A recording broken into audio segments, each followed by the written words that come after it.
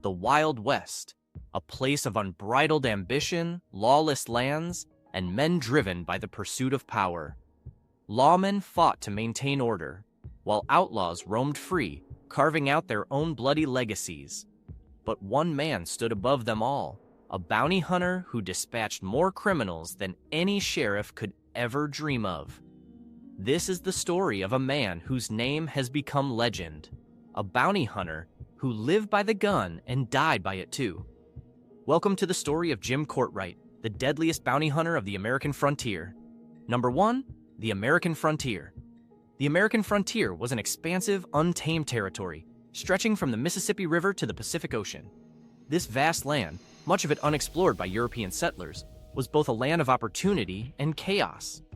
The mid-19th century marked the peak of westward expansion, driven by the Manifest Destiny doctrine, which held that Americans were destined to expand across the continent. However, this movement clashed violently with indigenous populations, existing Mexican landholders, and rival settlers, leading to ongoing conflicts. At the heart of this chaotic environment was the lack of structured law enforcement. The federal government had little control over many of these frontier regions, leaving settlers to fend for themselves. Towns sprang up quickly around mines, railroads, and cattle drives, often without any formal governance. As populations boomed in these regions, the need for law enforcement became critical, yet sheriffs and marshals were few and far between. In many cases, local law enforcement lacked the resources to keep the peace. Their jurisdiction was often limited, and criminals frequently fled across county or state lines, making it difficult to pursue justice. Enter the bounty hunters. These individuals operated outside formal law enforcement, but played a crucial role in maintaining some level of order. Bounty hunters were paid to track down criminals, often using wanted posters issued by lawmen or local governments offering rewards. The Wild West was rife with notorious outlaws, robbers, cattle rustlers, and murderers, who found the sparse landscape a perfect hideout.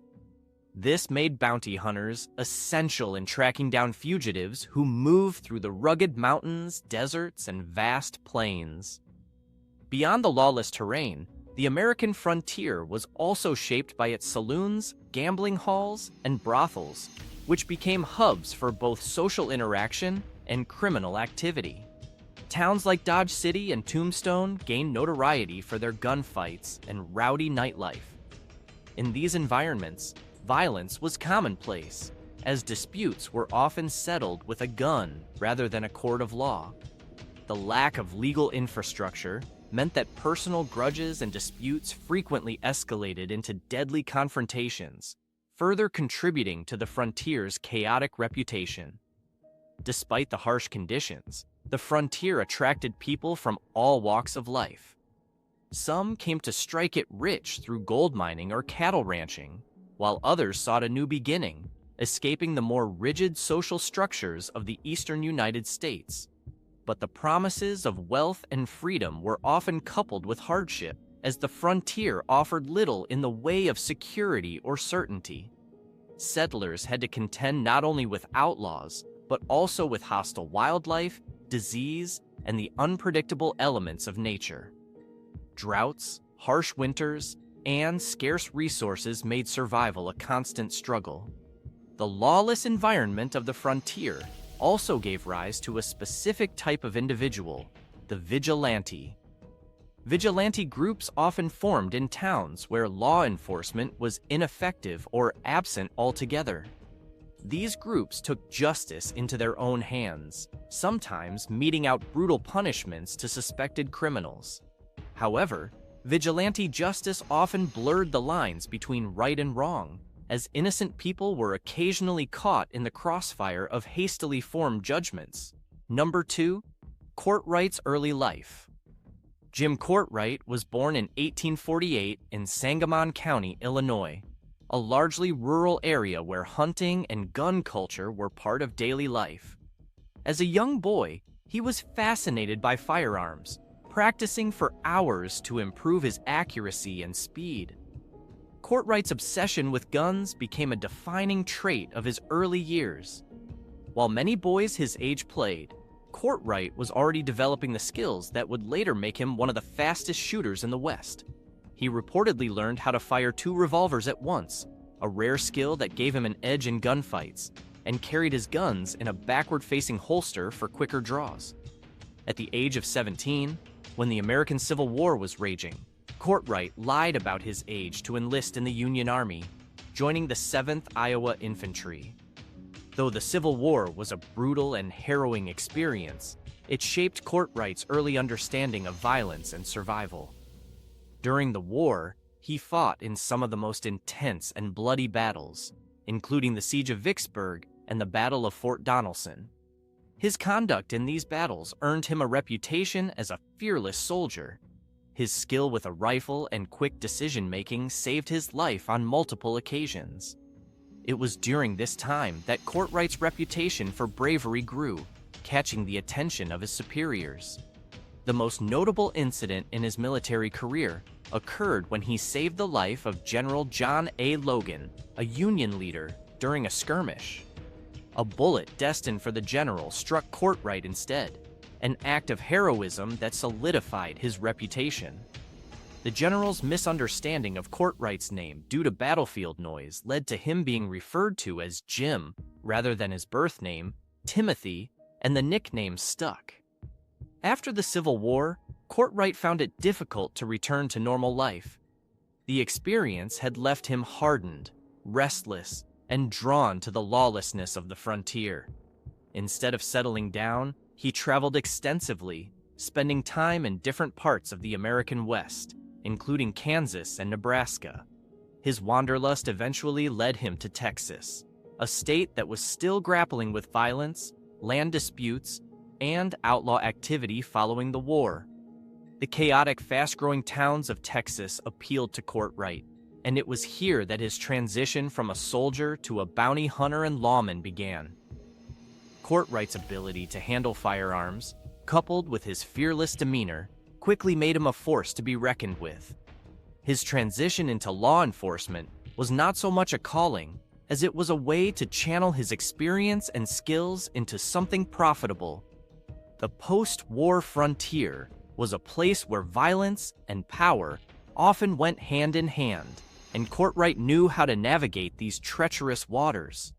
As a bounty hunter, he thrived, tracking down criminals and outlaws who evaded traditional lawmen, and soon, his reputation would grow beyond the Texas borders. Number 3, the rise of Courtright. When Courtright arrived in Fort Worth in the late 1870s, the town was undergoing rapid transformation. It was a booming hub pen for cattle drives along the Chisholm Trail, and the combination of money, cowboys, and saloons made it a magnet for trouble. Hell's Half-Acre, a district notorious for gambling, prostitution, and drunken brawls, became ground zero for violence and lawlessness. The city desperately needed a figure to enforce some semblance of order, and Courtright, with his reputation for ruthlessness and skill with a gun, seemed like the perfect candidate. As city marshal of Fort Worth, Courtright was given authority to clean up the streets. He quickly gained a reputation for using fear and intimidation to control not just the outlaws, but also the town's citizens. His approach to law enforcement was brutal. He didn't hesitate to shoot down anyone who defied him. Courtright was known for his exceptional marksmanship and his ability to outdraw opponents in an instant, which made him a formidable presence. His tactics were often described as swift and lethal, and his track record of handling criminals was unmatched by any lawman of his time. Beyond his role as a lawman, Courtright operated in a morally gray area, using his position to establish a protection racket. Business owners, especially those in Hell's Half-Acre, were forced to pay Courtright for protection, a fee that ensured their businesses wouldn't be harassed by criminals, or worse, by Courtright himself. This extortion scheme was well known, but few dared to challenge him because of his deadly reputation. Those who refused to pay often found themselves at the wrong end of his gun, or worse, disappeared entirely. Under Courtright's reign, Fort Worth's criminal elements lived in a state of constant fear. He maintained strict control over the local saloons, brothels, and gambling halls. His authority was unquestioned, and he leveraged it to accumulate power. His dual role as both protector and predator blurred the lines between law enforcement and criminal activity. But for many in Fort Worth, this system worked, at least for a time. Businesses remained open, and the streets were less chaotic, even if the peace was maintained through fear and violence. Courtright's grip on the town wasn't just limited to Hell's Half-Acre. His influence spread throughout Fort Worth as he cultivated relationships with powerful figures in the community, further solidifying his control. However, his methods began to draw resentment from certain factions, especially from those who saw him as more of a tyrant than a lawman. His reputation grew, but so did the opposition to his brutal enforcement tactics. Courtright's time as marshal was marked by an increasing tension between maintaining order and enriching himself through fear, a balance that would eventually unravel. Number 4. The Deadly Confrontation. In 1887, the stage was set for one of the most iconic showdowns in the history of the American West. Jim Courtright, who had built a reputation as a ruthless enforcer in Fort Worth, set his sights on Luke Short, a gambler, gunslinger, and saloon owner with a reputation that matched his own. Short had recently opened the White Elephant Saloon, a high-profile establishment that attracted both the wealthy and notorious figures of the town. Courtright, seeing the success of Short's business, decided it was a prime target for his protection racket. Courtright demanded payment, as he had done with many other businesses, but Luke Short wasn't one to be easily intimidated. Luke Short had a reputation as a deadly shot and a man who didn't back down from a fight. Born in Mississippi and raised on the dangerous streets of Dodge City, Short had already faced several gunfights and come out on top. By the time he arrived in Fort Worth, he was well versed in the art of survival. His ties to other well-known figures like Bat Masterson and Wyatt Earp made him not just a businessman, but a key figure in the broader power dynamics of the Old West. Tensions escalated quickly between the two men. Courtright, whose ego had been bruised by Short's refusal to comply, confronted him outside the White Elephant Saloon on February 8, 1887. Eyewitnesses reported that Courtright, towering over Short at 6 feet tall, appeared confident as he approached, with his hand near his gun, attempting to provoke Short into making the first move. Courtright's plan was simple. He wanted Short to draw first so that he could claim self-defense after killing him.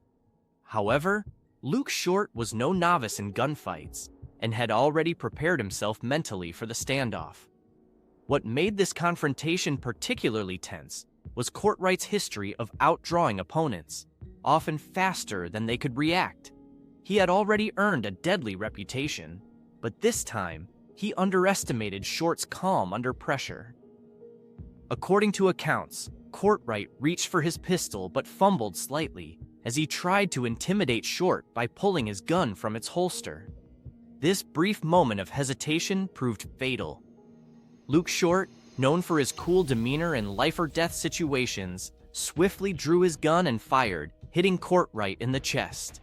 As Courtright staggered, another shot rang out, this time a clean hit to Courtright's thumb, severing his ability to fire back.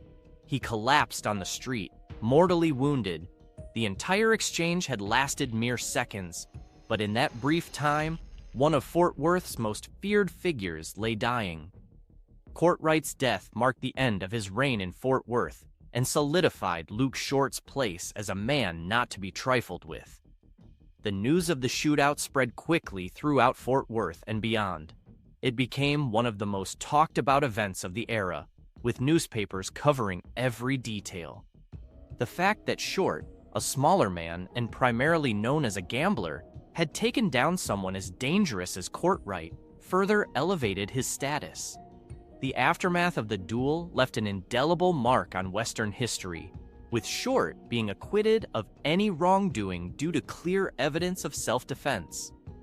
Courtright's reputation as both a lawman and a criminal was tarnished by the circumstances of his demise, and the duel outside the White Elephant Saloon became legendary, a quintessential example of the deadly politics of the Wild West. Number 5. The legacy of Jim Courtright. Jim Courtright's legacy remains deeply complex, marked by his dual roles as both lawman and outlaw. His ability to instill fear made him one of the most effective enforcers of his time, but his methods, often violent and self-serving, blurred the line between justice and criminality. Courtright was a master manipulator, using his authority as marshal to enrich himself through protection rackets, effectively becoming the very thing he was supposed to combat. His efficiency in dealing with outlaws gave him respect, yet his corruption alienated many, making him both feared and despised. Courtright's legacy is also defined by his contradictory nature. While some remember him as a symbol of order during chaotic times, others view him as a predator who preyed on the vulnerabilities of the frontier. His downfall, epitomized by his deadly confrontation with Luke Short, highlighted the inevitable end faced by men who used violence as their primary tool of influence. His life reflects the broader realities of the American frontier, where power was often maintained through force, and the line between hero and villain was exceedingly thin.